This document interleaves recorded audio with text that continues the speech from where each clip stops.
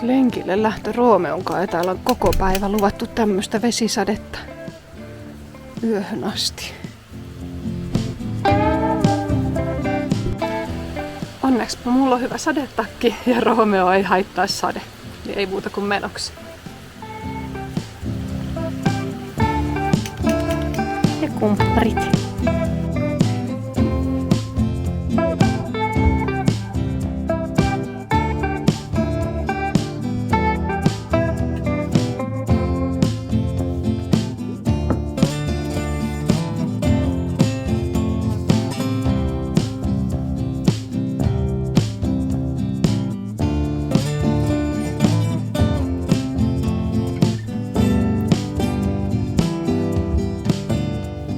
Verkostoitumisessa yleensä halutaan rakentaa tai rakennetaan suhteita ihmisiin, joihin luotetaan.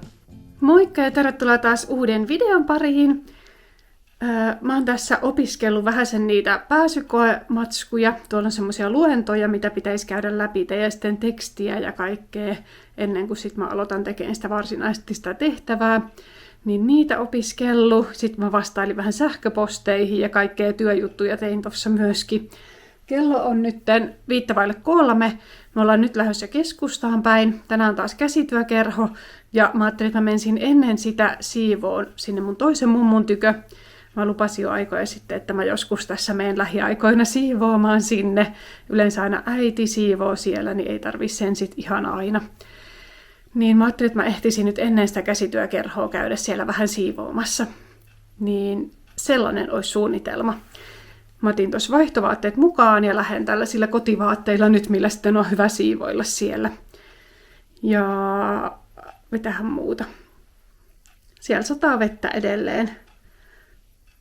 Kastuttiin aika kivasti silloin aamulenkillä, mutta mulla oli onneksi se sadetakki, niin se on kyllä tosi hyvä. Se on ollut hyvä ostos.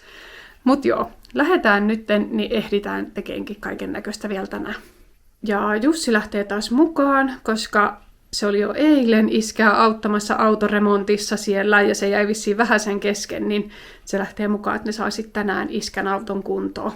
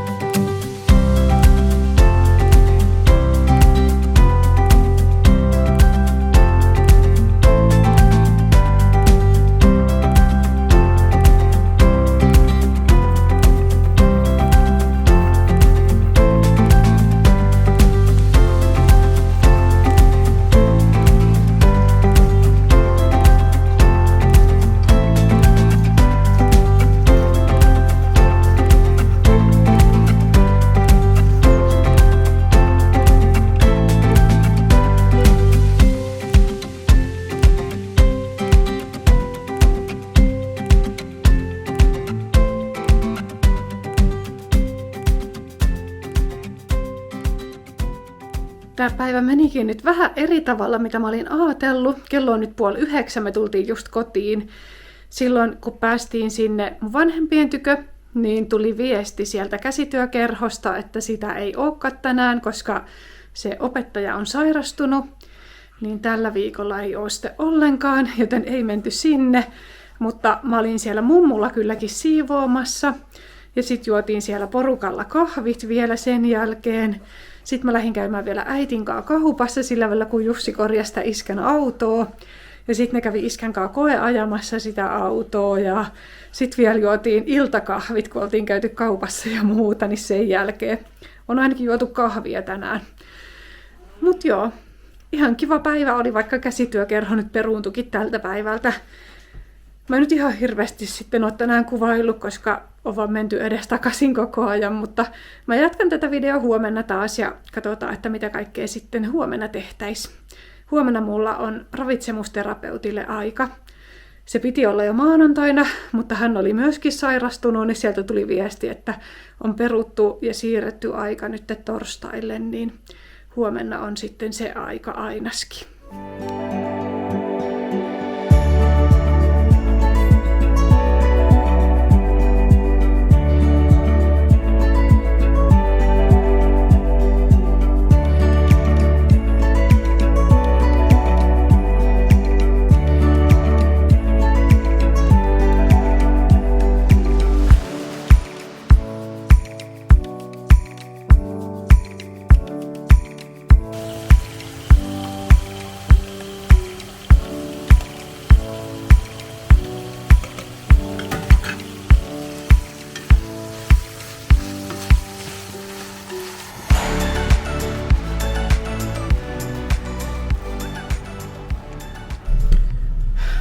on seuraava päivä ja mä oon lähdössä sinne ravitsemusterapeutille. Mulla on 25 minsaa aikaa ehtiä keskustaan, tulee vähän kiire.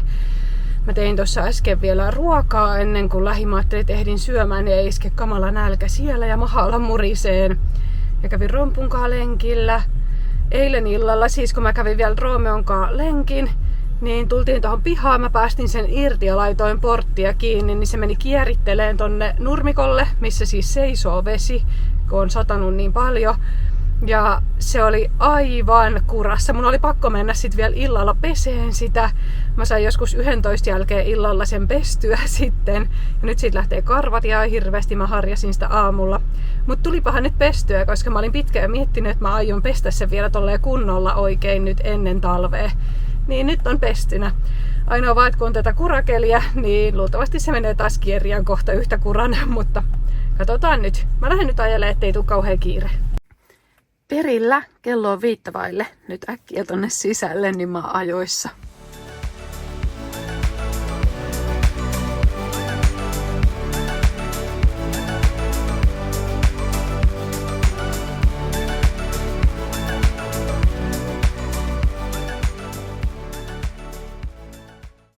Nyt on ravitsemusterapeutilla taas käyty.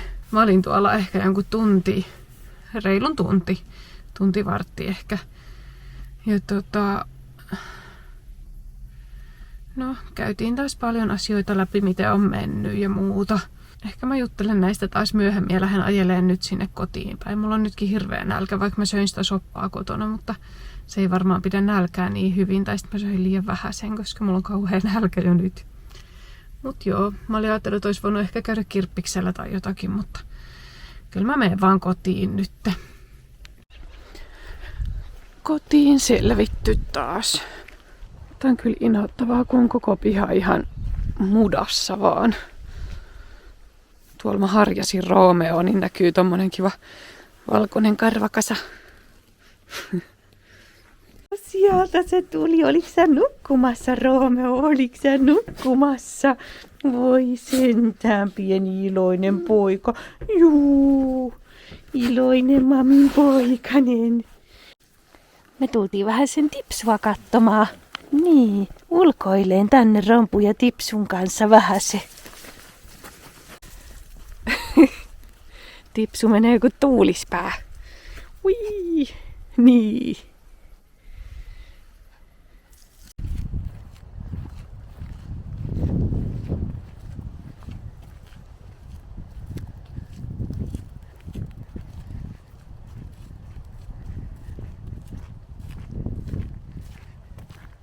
Nyt me ollaan taas jo kotona. Käytiin tosiaan vähän ulkoilemassa tuolla mummulla, niin Roomeo ja Tipsu sai sitten olla yhdessä juoksennella pihassa. Ja jotenkin siellä ei ollut se nurmikko yhtään niin kuranen kuin täällä meillä. Kun Roomeo tosiaan eilen kieritteli tuossa nurmikolla, niin se oli aivan kuranen. Mutta siellä ei ollut jotenkin niin kurasta. Huomisen päivän mä ajattelin, että mä käytän niihin pääsykoejuttuihin, koska mulla on se toinen tehtävä vielä tekemättä, niin siihen.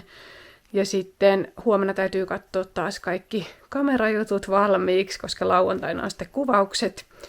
Niin kamerat ja akut kaikki lataukseen. Ne on melkein koko päivän kuvaukset. Niin täytyy ladata kaikki vara-akutkin, että riittää sitten virtakameroissa. Ja tyhjentää muistikortit valmiiksi ja semmoista. Mutta mä ajattelin, että mä nopeasti vähän sen kertoisin siitä tämän päivän ravitsemusterapeutilla käynnistä vielä. Kun tosiaan vajaa 2 kuukautta on siitä, kun mä oon viimeksi käynyt siellä. Ja nyt sitten tänään kävin. On kokeiltu kaiken maailman eri keinoja, että mikä olisi mulle semmoinen hyvä, millä mä saisin niin kun sitä makeen himoa pois ja niitä ahmintoja vähenemään. Ja nyt on siinä mielessä hyvä tilanne, että semmoiset niin kuin pakonomaiset ahmintakohtaukset tai semmoiset on vähentynyt tosi paljon, että niin kuin sellaisia ei ole ollut nyt niin paljon enää, mutta semmoinen jäätävä makea himo mulla on suunnilleen päivittäin. Ja sitten mun on tullut syötyä nyt tosi paljon herkkuja, tai paljon, mutta siis niin kuin lähes joka päivä jotakin herkkua, ja se ei ole hyvä asia. Mutta niin kuin se, että miten mä saisin sitä makeen himoa pois, niin juteltiin sitten, mä kerroin, että miten mä syön päivän aikana, mihin aikaan ja mitä yleensä. Ja silleen, niin mulla vähän niin kuin jää se toinen lämmin ateria päivässä pois. Että mä syön aamupalan, lounaan, välipalan ja iltapalan. Että mulla jää niin kuin semmoinen päivällinen pois kokonaan. Niin sitten tämä ravitsemusterapeutti sanoi, että kuulostaa ihan siltä, että se päivän aikana syöty ruoka tai niin kuin päivän ajan ruokailut jää liian kevyeksi. Että sitten iltaa kohden, niin kun on syönyt päivän aikana liian vähän, niin sitten tulee semmoinen jäätävä makea himo vaan iltaa kohden aina. Ja sitten tulee se tarve ahmia kaikkia herkkuja iltaisin. Että täytyisi nyt koittaa panostaa siihen, että söisi sen 2 lämmintä ruokaa tai semmoista kunnon ruokaa päivässä, niin testata, että jos se helpottaisi. Ja yleensä se herkku, mitä mä nyt oon syönyt, niin se on tyylin jäätelöä sit illalla. Ja mä korvaan sillä jäätelöllä sit sen koko iltapalan yleensä. Niin nyt on tavoitteena sellainen, että mun ei tarvitse jättää sitä jäätelöä kokonaan pois, mutta pienentää sitä määrää, mitä mä syön, puolet vähemmän. Ja sitten, että söisi jotain muuta terveellistä iltapalaa ensin. Ja sitten sen terveellisen iltapalan, vähän niin kuin iltapalan jälkkäriksi voi ottaa sitten pikkusen sitä jäätelöä. Että tällainen olisi nyt niin kuin seuraava testi, mitä kokeillaan, että toimisiko semmoinen mulla, että just se säännöllinen ruokailu ja niin kuin riittävä syöminen päivän aikana. Ja sitten kun mulla tulee välillä aina sitä napostelua myöskin, niin sitten mun ei tee mieli välttämättä syödä niitä kunnon aterioita, että niitä jää sen takia sieltä väleistä pois, kun mä napostelen jotain vaan siinä. Niin sitten se lisää myöskin sitä ahmintaa ja makeen himoa. Niin, joo, en mä tiedä osasinko selostaa nyt kovin hyvin, mutta... Ja sitten se semmoinen toinen asia, mikä myöskin pitäisi harjoitella vielä lisää, mikä oli jo aikaisemminkin harjoittelussa, niin on se semmoinen kylläisyyden harjoittelu. Että kuuntelee sitä, että milloin on nälkä ja milloin on kylläinen. Koska mulla on vähän paha tapa silleen, että jos on jotakin tosi hyvää ruokaa, niin vaikka mulla olisi jo täysi olo, niin mä otan silti vähän lisää, koska se oli vaan niin hyvää. Että pitäisi opetella kuuntelemaan sitä, että kun on kylläinen, niin ei ota sit enää lisää, että se riittää. Niin tästä juteltiin kanssa, ja mä sain taas uudestaan jo nuo samat monisteet, mitkä mulla olikin, missä on semmosia kylläisyyden tunnistusharjoituksia ja tekstejä, niin semmosia sain taas. Niin se on toinen asia, mitä nyt sit pitäisi yrittää harjoitella vaan. Ja mä oon tosiaan tehnyt sieltä mielenterveystalo.fi-sivuilta sitä semmoista ahmintahäiriön omahoito-ohjelmaa, onkohan se omahoito-ohjelma nimellä, niin sitä siellä on ollut tosi paljon kaikkia kysymyksiä, mitä on voinut pohdiskella ja informaatio, ohjevideoita, rentoutusharjoituksia, kaiken näköisiä juttuja siellä, niin mä oon tehnyt sitä, mä oon käynyt sen kertaalleen nyt läpite, niin siellä oli kyllä hyviä asioita, mitä pohdiskella. Ja sitten kun mä sanoin, että vaikka mä oon nyt käynyt sen läpite, niin musta tuntuu, että mulla helposti käy sit niin, että mä vaan niin kun se on käyty, niin mä unohdan ne, että ne jää vaan sinne johonkin sivuun. Niin nyt on niin tarkoituksena, että mä vähän niin käyn sitä silleen uudestaan ja palaan niihin asioihin vielä uudestaan ja muuta, että ne ei sitten unohtuisi heti. Ja kun siellä oli just niitä tehtäviä, niin mä kirjoittelin niitä vihkoon ylös itselleni ja pohdiskelin oikein ja muuta, niin että palaisi niihin ajatuksiin uudestaan. Ja koittaisi just saada jotakin konkreettisia asioita myöskin, että miten saisi nytten hillittyä sitä makeen himoa ja ahmintaa, että kun mua ahdistaa, että kun vähän on tullut painoa takaisin myöskin, mitä mä sain alkuvuodesta tippuun, niin sitä on tullut takaisin tässä nytten tänä aikana, kun mä oon nyt käynyt siellä ravitsemusterapiassa, niin just mä sanoin sitä, että mun tekisi mieli palata siihen vanhaan vaan, että rajoittaisi sitä syömistä, että jättäisi kaikki herkut pois vaan ja rajoittaisi tosi paljon sitä syömistä, että se paino tippuisi takaisin, mutta kun mä tiedän, että se ei ole kestävää, että mä pystyn sitä tekemään ehkä kuukauden, 2-3, mutta sitten sen jälkeen se vie mut taas siihen, että mä alan vaan ahmiin ja sitten se tulee se paino takaisin, että niin kauan kuin se ahminta on, niin mä en pysty saamaan sitä painoa pois niin kuin pysyvästi. Et pitää nyt vaan koittaa panostaa niihin säännöllisiin ja terveellisiin ruokiin niin sitten kun söisi tarpeeksi terveellistä ruokaa säännöllisesti, niin sitten jäisi se makea himo vähemmälle. Toivotaan ainakin. Nyt tätä yritetään sitten. Mulla on joulukuun alussa nyt seuraava aika sitten, niin taas on vajaa pari kuukautta sitten seuraavaan kertaan. Mulla oli jotakin mielessä, mistä mun piti vielä puhua, mutta mä unohdin nyt. Jos mulla tulee mieleen, niin mä sitten puhun myöhemmin. Mutta tällaisia ajatuksia oli nyt tästä syömishäiriöstä. Että niin periaatteessa niiden ahmintojen suhteen on mennyt paremmin, että niitä on ollut vähemmän, mutta makea himo on edelleen paljon. Ja sitten niin semmoista napostelua, että mä en onnistunut pitämään sitä syömistä niin säännöllisenä, mitä mä olisin halunnut. Mutta mä luulen, että mä lähden nyt taas rauhoittuun tähän iltaan ja jatketaan vielä huomenna tätä videoa varmaankin.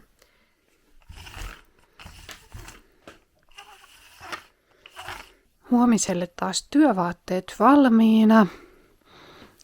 Eli mä laitan nämä mustat suorat housut. Tuollakin on yksi karva. Ja sitten tällainen perusmusta toppi, minkä päälle tulee sitten tää paita. Ja sitten toi pitkä hihaseksi vielä, että tarkenee. Sellaiset valmiina. Kengät mä kans kiilotin äsken, koska ne oli ihan kuraset. Tai en nyt varsinaisesti kiilottanut, mutta putsasin kuitenkin. Niin on siistit huomiselle. Mä oon kattonut täällä vähän kameroita huomiselle valmiiksi. Alustanut kaikki muistikortit ja latailuakku. Ja yksi varaakku on vielä latauksessa, mutta kaikki muut on jo ladattu. Pitäisi laittaa vielä kamerat kiinni näihin valjaisiin. Ja ottaa sitten nämä hihnat irti.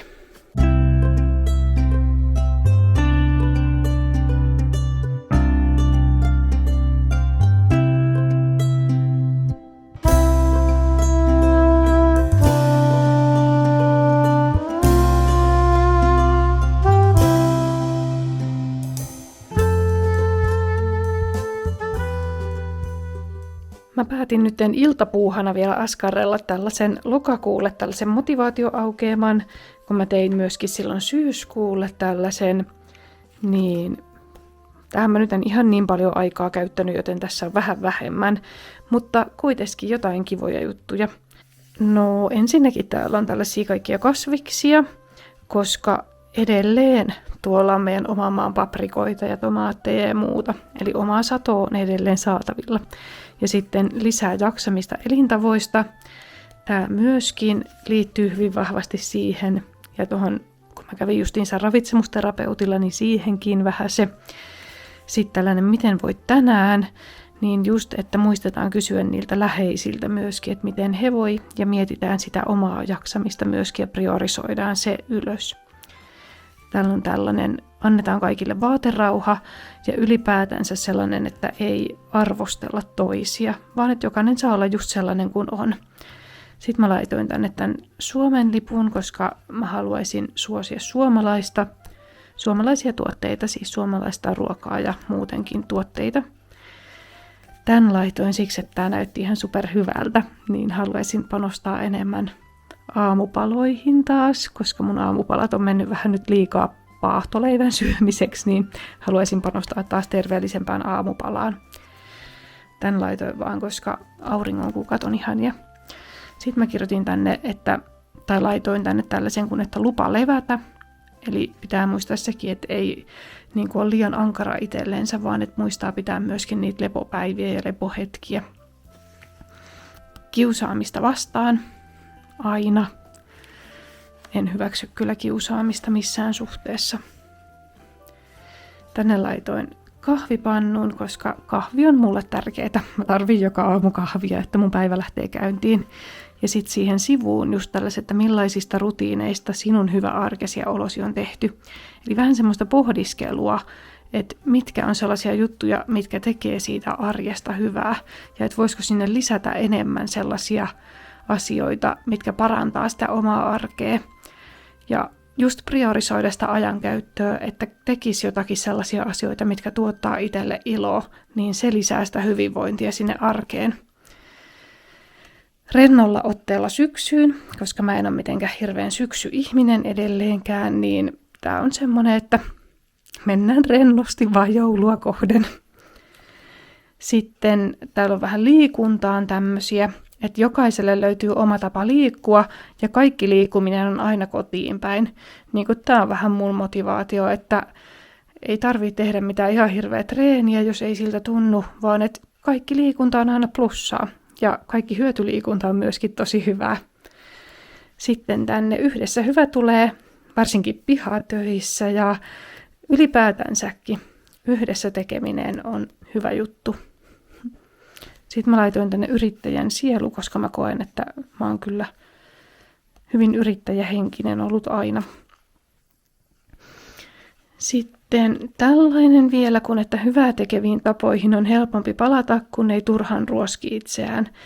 Eli just se, että kun harjoittelee omaan arkeensa niitä hyviä tapoja, esimerkiksi ton syömisen suhteen, niin et ei ole liian ankara, niin sitten on helpompi palata niihin, että jos tulee jotakin vähän kuin lipsahduksia, niin on helpompi palata niihin hyviin tapoihin, kun ei ole vaan liian ankara itsellensä. Että semmoinen itsemyötätunto. Sitten täällä on vähän sieniä, tämmöinen luontokuva ja lukeet ulos, koska ulkona ja luonnossa liikkuminen tekee hyvää. Sitten mä laitoin myös tällaiset, että voi ajatella, että neulominen on meditaatiota, koska mä tykkään tehdä villasukkia. Se on semmoista, että ei tarvii liikaa ajatella, varsinkin kun mä teen tommosia ihan tavallisia, mihin ei tule mitään ihmekuvioita, niin se on vaan semmoista, että tekee vaan. Ja ei tarvii liikaa ajatella, niin se on ihan hyvä. Mutta silti tavallaan niin kuin siihen pystyy keskittyyn myöskin niin, että sitten unohtaa kaikki ikävät asiat. Ja sitten täällä on vähän tämmöisiä hienoja valoja vielä, koska syksyssä parasta on kaikki tommoset tunnelmavalot mun mielestä. Niin tämmöisiä asioita mä nyt löysin tähän lokakuun motivaatioaukeamaan sitten. Mun mielestä tässä on ihan kivoja juttuja ja sellaisia niin kuin arvoja, mitkä on mun mielestä tärkeitä. Niin sellainen motivaatioaukeama tällä kertaa. Mä ensin mietin, että teenkö mä ollenkaan tälle kuulle, mutta nyt tuli semmoinen inspiraatio, että tekee mieli tehdä tämmöistä. Tää on myös semmoista jotenkin rauhoittavaa ja mukavaa ja unohtaa kaikki muut asiat, niin semmoista rentoa ja just semmoista niin kuin omaa kivaa tekemistä, mikä antaa voimia arkeen mulle.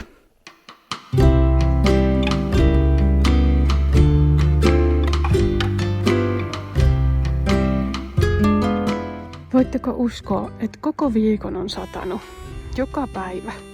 Ja tänään, kun on hääkuvaukset, paistaa aurinko. Ihan parasta.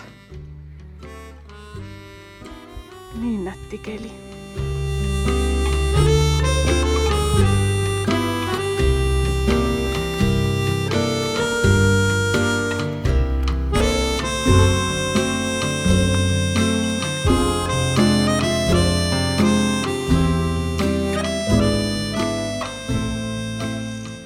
Kello on nyt 12:30. Mun pitäisi ihan kohta lähteä. Ne häät alkaa 2:00, missä mun pitäisi olla kuvaamassa, mutta mä ajattelin, että mä menen 7:30 suunnilleen sinne paikan päälle. Ja mun pitäisi ehtiä nopeasti käydä vielä apteekissa samalla, kun siitä apteekki menee kiinni jo 2:00, niin ei ehdi sen jälkeen enää. Ja alun perin on puhuttu, että mä olisin johonkin 7:30 ehkä siellä, mutta katsotaan nyt, miten menee aikataulut, että ei ole ihan niin tarkkaa.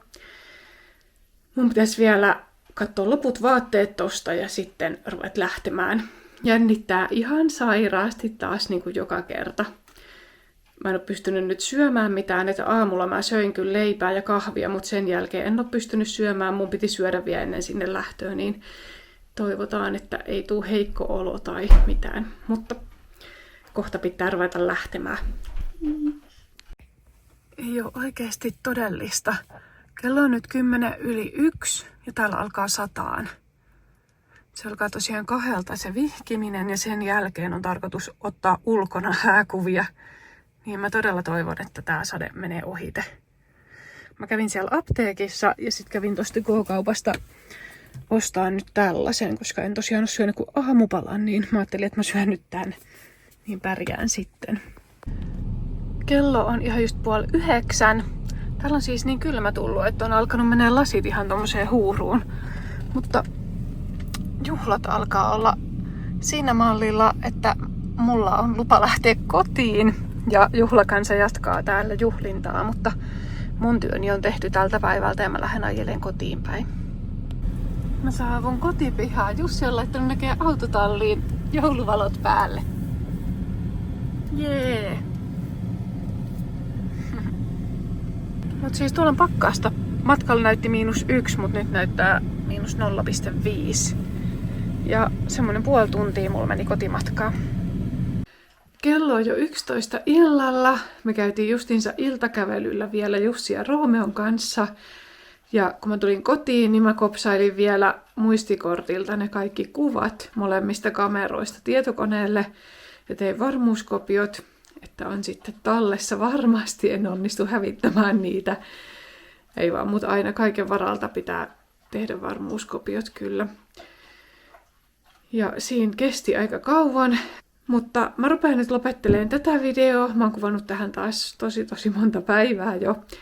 Ja kiitän, kun oot kattonut taas. Toivottavasti tykkäsit. Laita peukkuja, jos tykkäsit. Ja musta tuntuu, että mulla ei edes kulje ajatus enää. Mä oon jotenkin niin väsynyt nyt. Joten mä lähden nyt nukkuun ja me nähdään taas sit seuraavalla videolla. Se olisi moi moi!